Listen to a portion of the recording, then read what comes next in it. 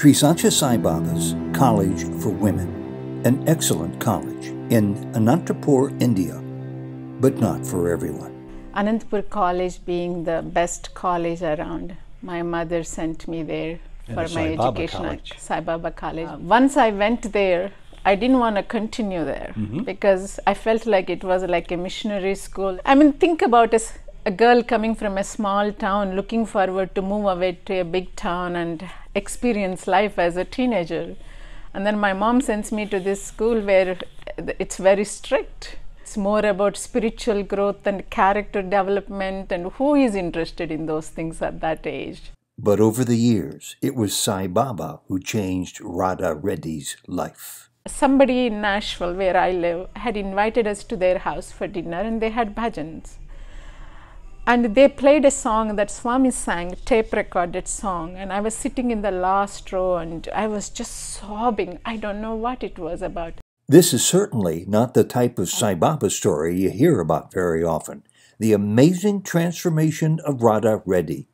Welcome to Souljourns. This interview was recorded in Louisville, Kentucky on November 17th, 2018. Radha, welcome to Souljourns. Thank you. How did you first become aware of Sai Baba?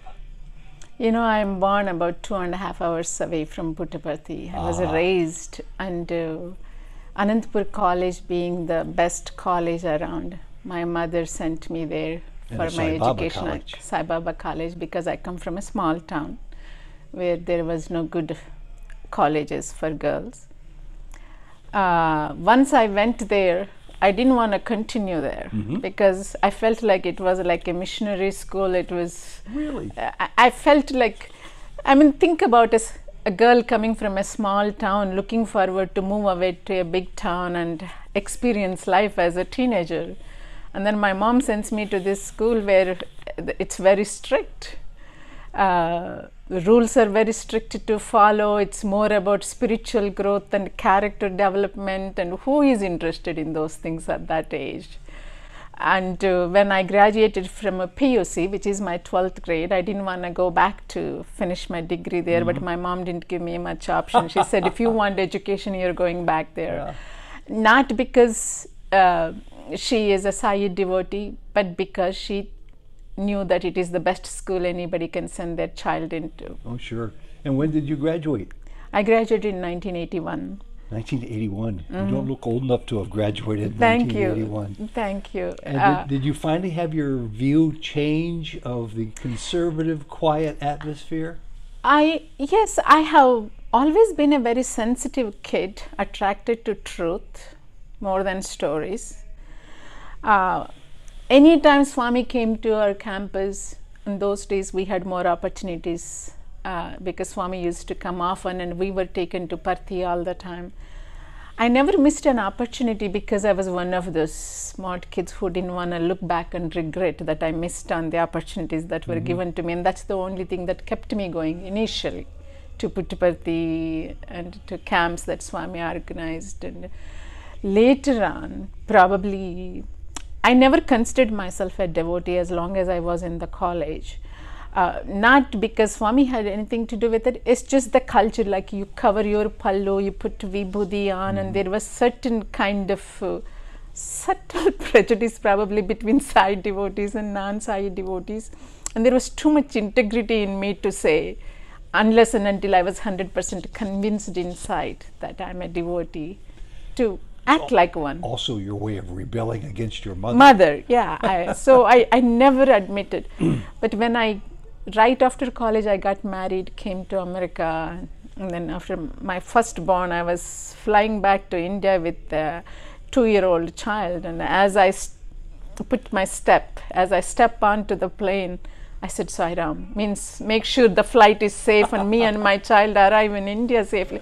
And I said, of the 33 million Godheads available to me as a Hindu, when did Sai Baba sneak into that? So I guess you're a devotee all of a sudden. Then I said, I guess I was a devotee because I'm not only entrusting my life with his name, even my child, which is more valuable to me at that time than my own. And then even before that, I think somebody in Nashville, where I live, had invited us to their house for dinner, and they had bhajans. And they played a song that Swami sang, tape recorded song, and I was sitting in the last row and I was just sobbing. I don't know what it was about. I said, was it homesick? Or what was that? Because just to hear Swami's voice just made me cry. So this was building up. It was building up, and I don't think there was one point where I said, okay, you know, I'm convinced Swami is God and I'm going to be his devotee. No.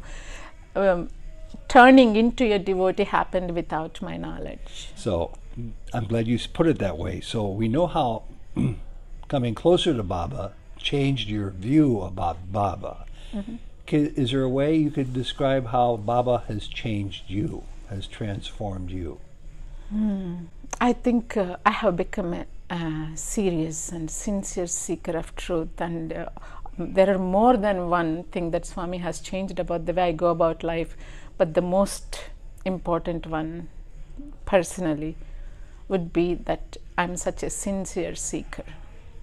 Everything I do, even if I'm just painting a glass for some Sai play or something, I do it with 100% attitude that no one else can do better than this, not from the egoistic point of view, from the devotional point of view, that God has given me this opportunity to do it means I must do well, otherwise I would not have gotten this privilege to do it. So that pretty much answers my question, how Baba transformed you, even without your awareness, I'm sure. I'm told that you're very active in the field of Siva for Baba. I am both within the organization and outside. I'm more outside of the organization in the sense that I'm free to do whatever, whenever I can do.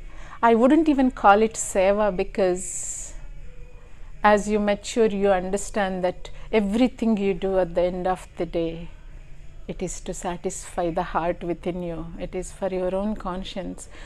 That's what I have figured out.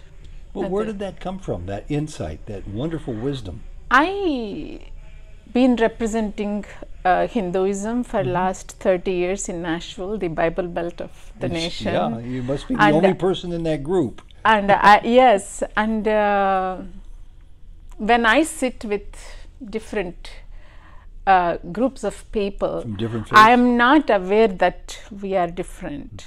That I am a Hindu talking to a bunch of Christians or Jewish or Muslims. I am only aware that we are all human, and that there is love that connects all of us. Like Swami said, there is only one religion, the religion of love. And many times I quote Swami's quotes, and people will come back to me and say, "You are so articulate, it is so beautiful. Where did you get that from?" Then I'll give out the information. I won't say I have a guru, he said this. I'll just, my teacher has taught me this, and then they come and ask me who that teacher is. And I'm sure that's the way Baba wants it to happen. And more often than not, and I say this with absolute conviction, more often than not, the quotes that Swami has given us are more articulate and appropriate for any interfaith meeting than anything anyone else has to say. That's how Jyoti has won many people over to Baba. Yes, now that she tried, but she tried to inform them.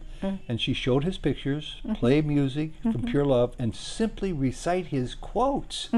And people would have tears in their eyes. It sounds like you have a similar experience. I have so many of them. 2011, I think, not the 11 years after the September 11th. I don't remember which year it is. And there was a peace gathering in Nashville in Centennial Park, which is a central park in town. And they had invited people from different backgrounds. And everybody was given only 5 minutes to speak. And I mostly used Swami's quotes, the one that says, there is only one religion, the religion of love. There is only one language, the language of the heart. And then as I was walking to my car after the celebration, I saw a bunch of teenagers running, Mrs. Reddy, Mrs. Reddy. And I turned around and I said, yes, what do you guys want? He said, oh, you spoke more beautifully than anyone else. Can you repeat that quote one more time? And then I repeated the quote and I gave the name of my guru and said, now you go do your homework and Google search for it and see what you can learn. So then, and of course, not only repeating his quotes, standing there. One thing if I have learned from Swami is I have no personal agenda. I'm not there to win anyone over. I'm not there to impress. I don't have any insecurities about not being liked or not being the best speaker. I simply go there with love in my heart that I want to build bridges. I want to connect. Have you ever stopped to consider if Baba's granting you these deep feelings now because he wants you to be a teacher, a model to others about love at a deep level?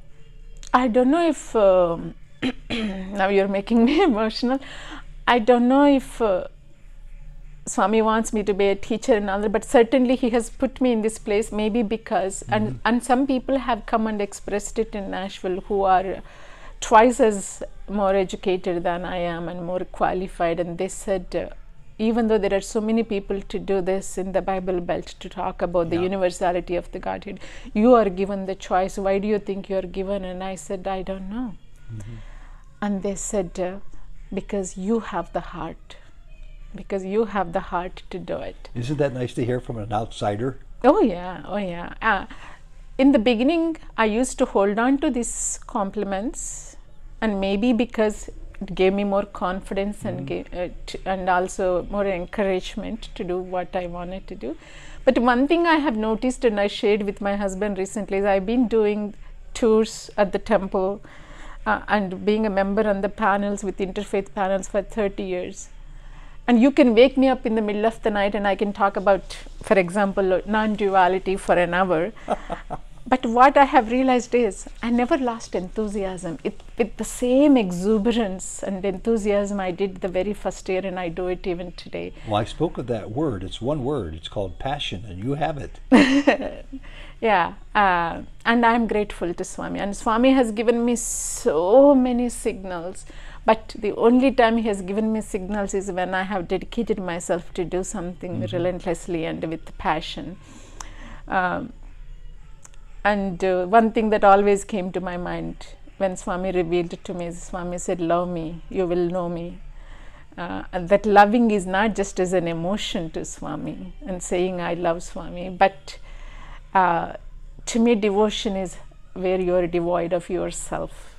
Right? That is true devotion. That's you don't his take message, and that's the goal. That's the goal. It's not an easy task, though. But doing, whether it is a small work or big work that Swami has given to you, where you as an individual disappear, even like talking. My greatest accomplishment, which didn't come without the grace of God, is to be able to stand there and be spontaneous. I reflect a lot on the topic that I'm supposed to speak or write, but once I stand there, I don't know how to look at paper or do a slide presentation. I have not because I don't want to do it, I just don't know how to operate. I just don't know how to operate. So then I say, I have done my work, now it's your job to flow through me. Oh, that's so beautiful. That's it. You are, in my estimation, so far along the path, starting from, compared to where you started in college, when you wanted to have a little activity, a little personality stimulation instead of just brain and spiritual stimulation. And it's all because of your mom. She kept you there. Yes, it's all because of Mom. Otherwise, I would not have remained there. But once I became an adult and moved away from home, I realized the importance and what it has done to me. So answer the question that probably you've been asked. Somebody has said how much they admire your quotes. Who spoke those words? Somebody may have come from the Bible Belt. You know, I grew up there too, not too far from where you are in Nashville. Well, a good number of miles, but nonetheless, right, south. The Bible Belt. How do you answer their question? Who is Sai Baba? Without running the risk of saying too much. You know, I just thought of saying he's my spiritual master. And then to answer that question, I'll tell you what happened last week.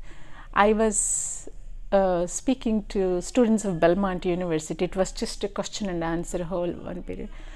And we were talking about avatars and their teacher, who is very much into universality, of religions wanted to, especially Belmont College is a fundamentally Christian college. I didn't know that. Yeah, and so he wanted these kids to accept other avatars. He was trying to open up their hearts and said, how do you explain the aspect of avatar in Hinduism? And then at that point I told him, like, I have a master, we look at him as an avatar, and personally to us an avatar is as the universal that descends as an individual to remind us who we are, what our nature is. And that universal can come down in million places at million different times of the period. No one avatar is exclusive. And then I tell them, like Sai Baba is one such avatar, and he is mine. Yeah. Many people come to me after the tours or talks and they'll say, oh my God, I must be a Hindu in my previous life. Or they will say, you sound so much like our religion. And I said, I have to, because we both worship God. And if you worship God and I worship devil, will be different. If we both worship God, no matter what name, what religion we belong to, we all have to sound alike. Two final questions. Who is Sai Baba? Now you're talking a Baba devotee to a Baba devotee. Who is he to you? That is an easier question to answer than to say who is Sai Baba. It's a loaded question. Am I qualified to define him? The words are not enough to define him. To me, he's my moral compass. He's a reminder at every breath who I am. Oh, that's wonderful. And the last is, I'll give the last point to be made to you. What else would you like to say about having become a Sai Baba devotee that's helped you to better understand who you are? I realized accepting a living master is very difficult because much is expected of you. It's much easier coming from a faith where we worshipped like images and even with a lot of faith, there isn't that urgency to straighten out and behave and figure out who you are. There is no teacher behind you. But becoming a Baba, between my own family members and me, the difference is there is an active search always going on. I have become to understand that I see people in my own family circle, they use God to conquer this world. With Swami's help, I'm beginning to understand and practice that I'm going to use this world to conquer God. What a wonderful way to express it. Yeah, I just appreciate every word you said, Radha. Let's do this again someday. One day I'll be in Nashville and we'll do it again. Please come. Maybe we will invite you for our birthday celebration and would love to have you. I would love to. I'd give the same talk though, so you'd be bored. No. I think more than what people say or not say, the very presence and the work they do becomes a bigger inspiration. Oh, that's very kind of you to say. No, I mean it, because actions speak louder than words. Thank you very much, Sai Ram. Sai Ram.